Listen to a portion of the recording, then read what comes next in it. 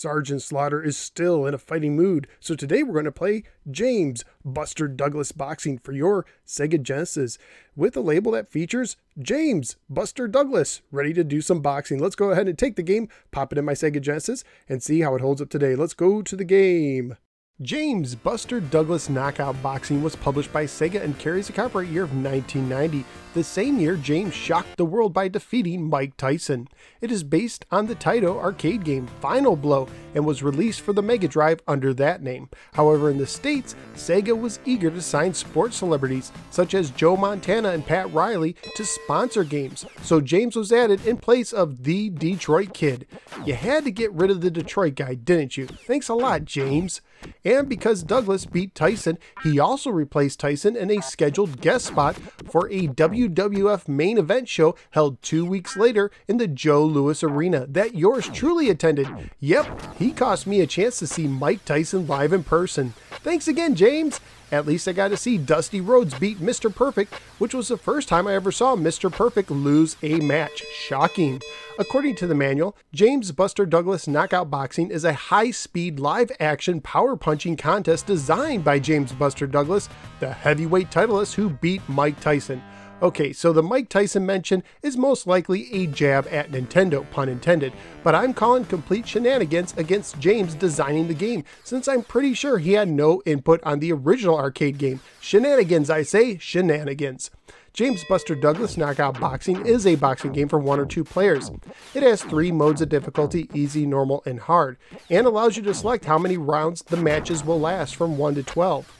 If you are really bored, you can even select a game where the computer fights itself. When you start the game, you can select one of 5 boxers, including Mr. Douglas. Then you go against the other 4 boxers in 4 championship matches. After defeating all 4, you face all 4 again, this time defending your newly won World Heavyweight title. Defeat all 4 again and you face the final and toughest boxer in the game, the masked Ironhead, who I assume we're to believe is Iron Mike Tyson under the mask. For control, you use the D-pad to move left and right, back once to lean back, double tap back to hop backwards, and up and down to block. E is used for weak, quick jabs and can be directed up or down. B is used for medium strength punches, with up and B being a quick hook, and down and B being a quick uppercut, and just B being a quick straight punch. A and B together is used for the strongest punches, with up A and B used for a big slow upper hook, down A and B used for a big slow uppercut, and just A and B used for a big slow straight punch, and C is used to duck.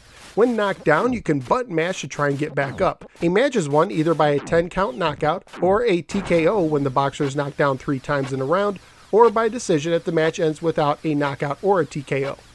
Graphically speaking, I like the large characters, but I thought the rest of the game was lacking, with the same victory shot after most of the matches, and with the venues themselves only slightly changing their color to seemingly match the skin tone of your boxer.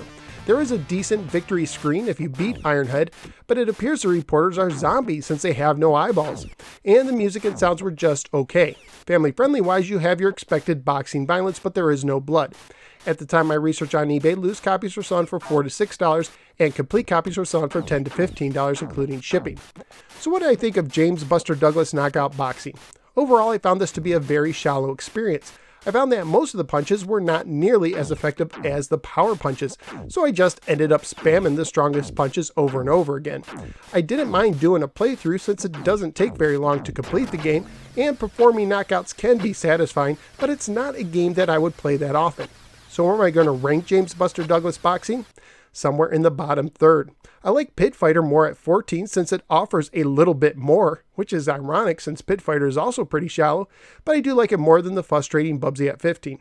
So out of the 19 games I've now ranked on the Sega Genesis, James Buster Douglas Boxing is jabbing into the 15th position. James Buster Douglas may have defeated Mike Tyson, but Mike Tyson's punch-out easily knocks out James Buster Douglas Knockout Boxing. At this time, I'd like to thank Rick from the forums at Atari.io for trading me this game to review today. Thanks, Rick. And I'd like to thank Storm Surge, also from the same forums, for sending me the manual in a box of goodies. Thank you, Storm Surge. So what do you think of the game? Whether you agree or disagree with me, feel free to let me know in the comments below. Also, feel free to click the like and subscribe buttons. And if you'd like to support the show, you could do so at Patreon. Just go to patreon.com/NoSwearGamer for more information.